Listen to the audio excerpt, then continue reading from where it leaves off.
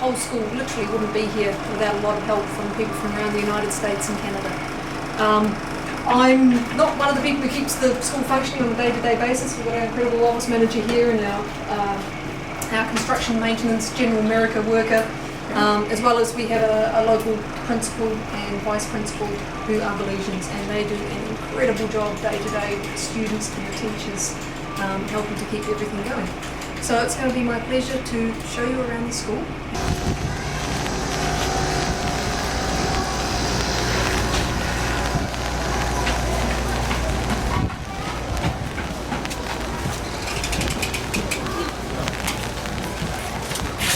Thank you.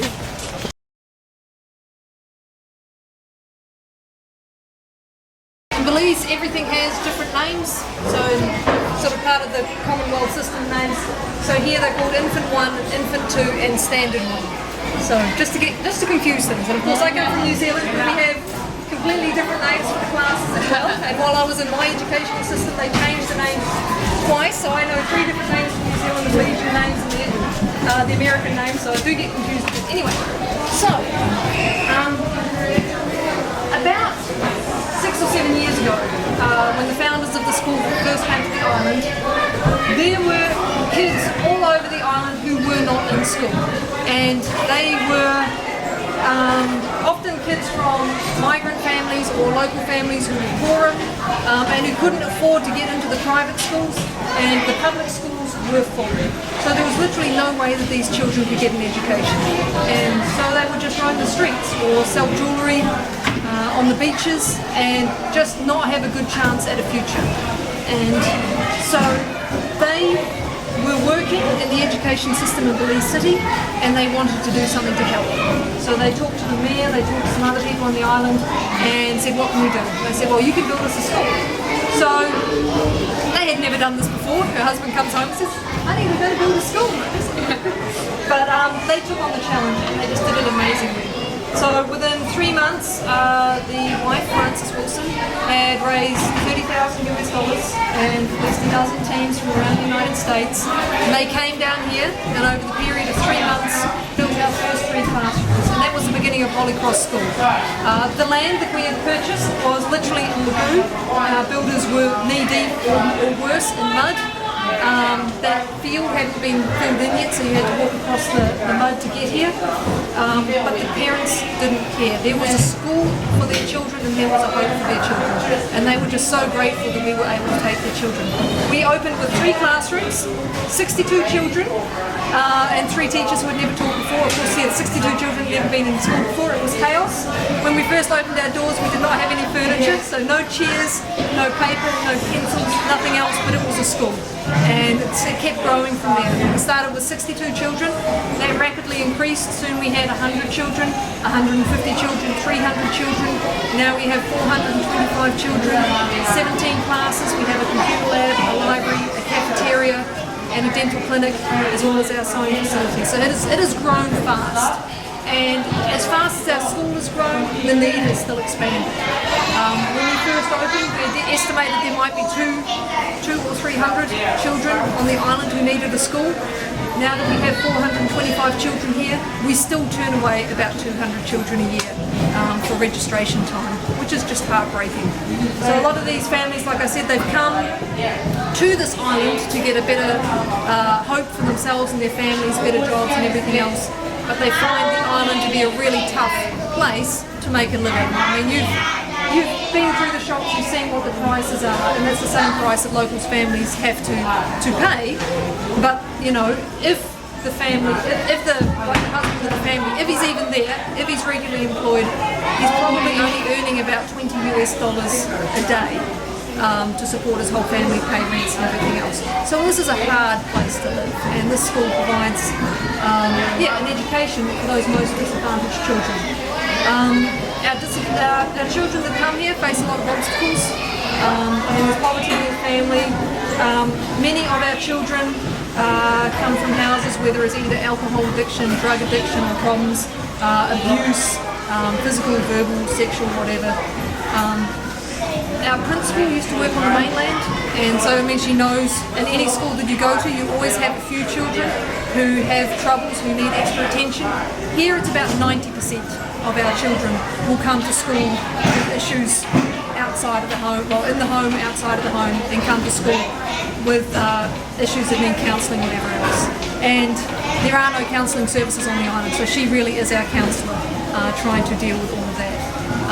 But it's just wonderful being here and seeing the lives of kids turn around. I mean, there are children who soon will be graduating this year from high school, who never even would have been in primary school if it wasn't for us giving them the opportunity.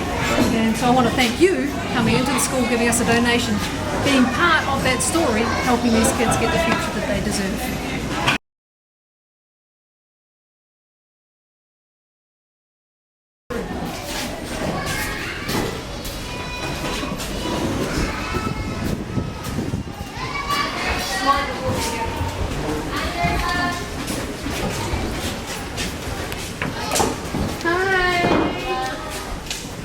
Hello. Hello. Do for these children is to give them a meal every day. So when we opened our school, the first volunteer who was here was a public health nurse from Canada, and she did a height weight study on all the children, and she found out that every single one of them was underweight for their age and for their ethnic background. And I mean, you didn't really need a study to show that. I mean, you could tell by looking at these kids that they were hungry, and you can't educate a child if they are hungry. So Francis and Vernon, the founders, they began a feeding program, and Miss Rosalia, who is our main cook there in the greenish shirt, she would cook breakfast and lunch for every single child in her own home. And when we started with 62 children, I mean, she put all the food in the wheelbarrow, take it down to the school, and everyone would stop and eat. And it just made the biggest difference for these children. And we know, for some of them at least, there are children alive today who are only alive because of the feeding program at the school. They were so sick and getting so hungry. So we have continued the feeding program to this day. Fortunately, we now have a proper kitchen for Miss Rosalia, so she's no longer having to bring the wheelbarrow over, and we actually built her a whole house behind the kitchen. So her and her husband, Mr. Freddie, who we saw in the office, who is the maintenance man, they actually live on property and look after the whole school. So they cook.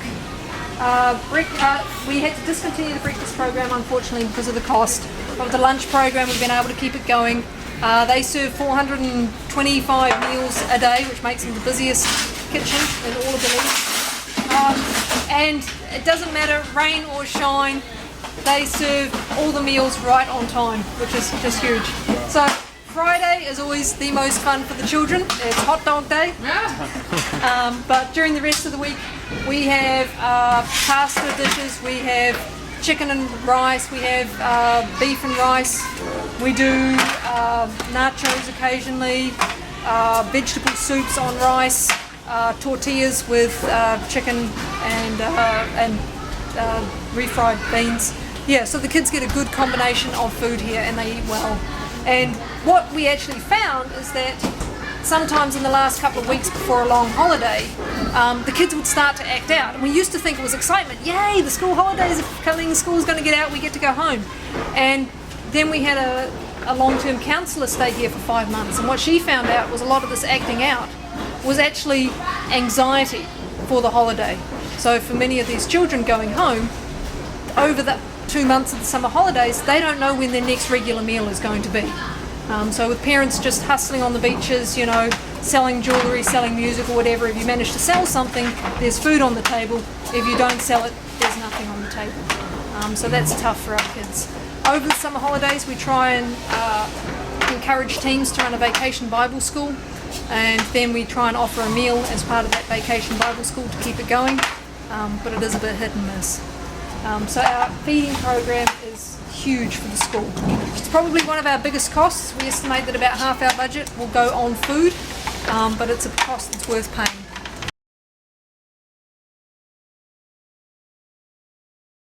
This is our sewing centre.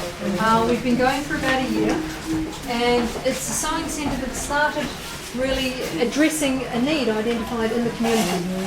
So in San Mateo, there's a roads project going on through the University of Mississippi, and because the government hasn't provided the roads that the locals need. I mean, there were no roads through San Mateo. Literally, you were walking on boards suspended above the lagoon. Anyway, so the guys were getting together and building the roads, and the women said, well, what about something for us? What can we do? It's like, well, what do you want to do? It's like, well, we can sew. And so we gathered together donations of sewing machines, materials, lumber, all the rest of it, and we built this sewing centre. So these ladies here have been sewing, some of them for almost a year now, just as volunteers. And so they are very much self-taught with the help of a few people who have come through and shown them a few bits and pieces. And they have learned how to make the full school uniform, shirts, pants, the little dresses for the girls. And so they sell that to everyone at a price that is much more affordable than otherwise buying it. There are no uniform shops on the island. Most people would actually have to go back to the mainland to be able to get a uniform. Whereas here, now we can just buy it locally and it's made to fit to size.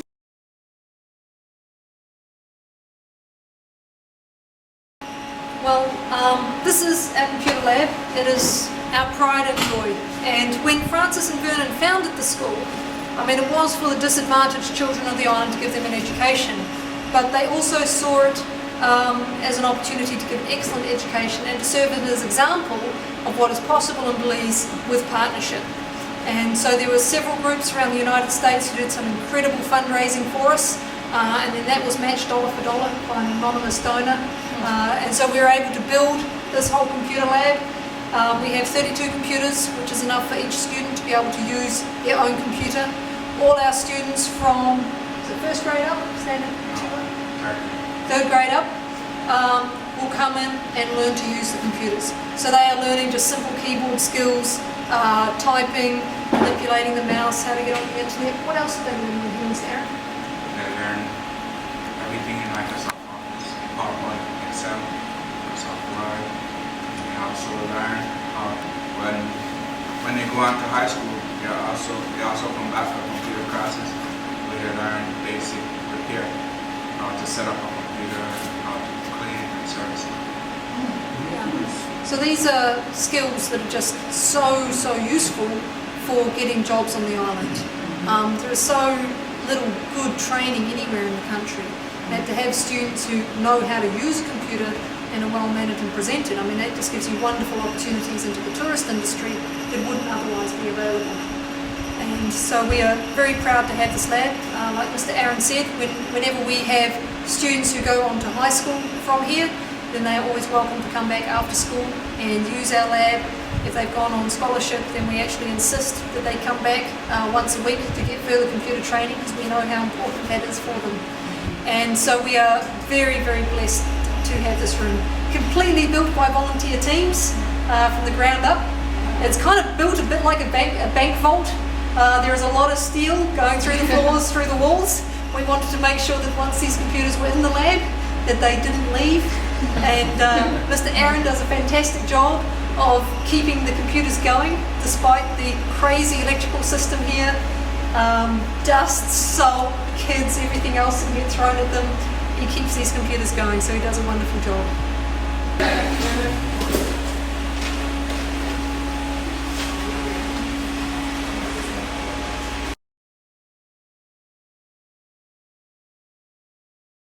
Even if there were any books in the home, it's unlikely that those books would be in written English.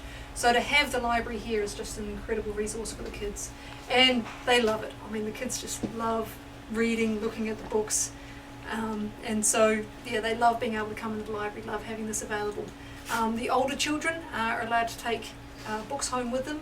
The younger children just use the books either in here or in their classes. And once again, everything built by volunteers. We had a retired librarian come through, and she did all the organising of our books. You'll see we've got our makeshift Dewey Decimal System on the back of all our books with our colour coding. So that lets us know where the books belong. So we've got a key up here, so our yellow stripes are lower level fiction. Back here we've got the blue stripes, that's our upper level fiction. And then around here you'll see bright orange and purple and various different colours for the various different categories. And it works. Right. It works really well. Our librarian is Miss Australia. I think you might have seen her when she was in the library. She's one of the graduates from our school. So yeah, she is our librarian, she's our office assistant, she's our wonder worker. So she does a great job. And she, even though she doesn't have any formal library training, she's got the natural instinct for it. And she's got kids doing book reports and all sorts of other bits and pieces as well. So if you ever know anyone who's coming to Belize, let them know we need supplies, books, all the rest of it. We can keep filling up our library.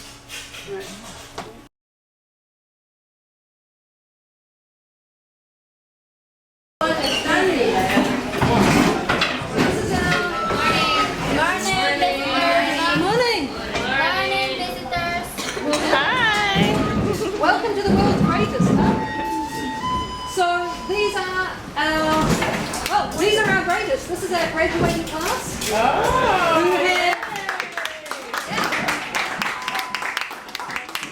Who have done the hard work, studied so hard, practiced so hard, passed all their exams in record style, and in a week or so they're going to graduate and head on to high school and start making a difference in the world. And what do some of you want to do when you grow up? When you finished high school? You finished college? No, a doctor. A doctor? Yeah. Yeah? What else? Yeah. Any idea? Teacher? A teacher.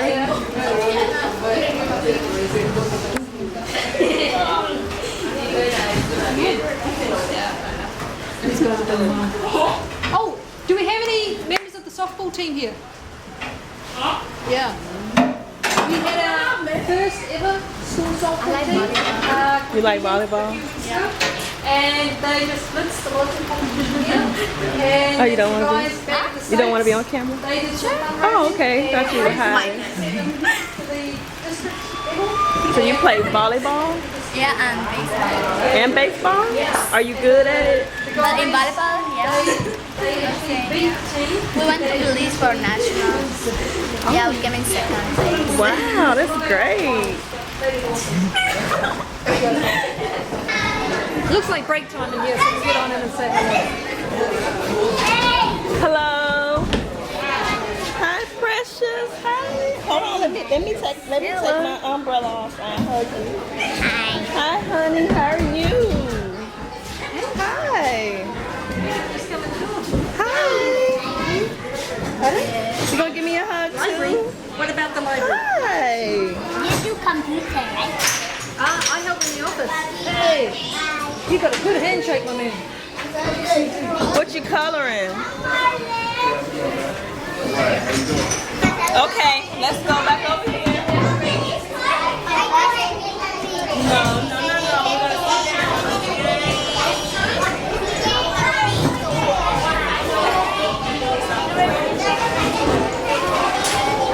Okay, let me finish reading Stella Luna.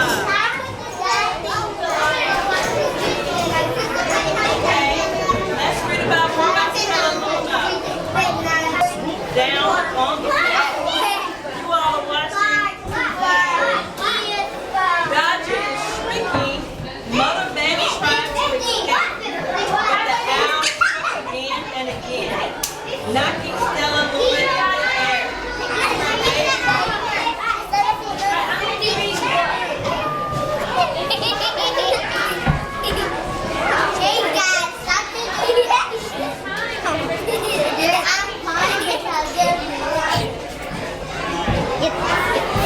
Ángel, no te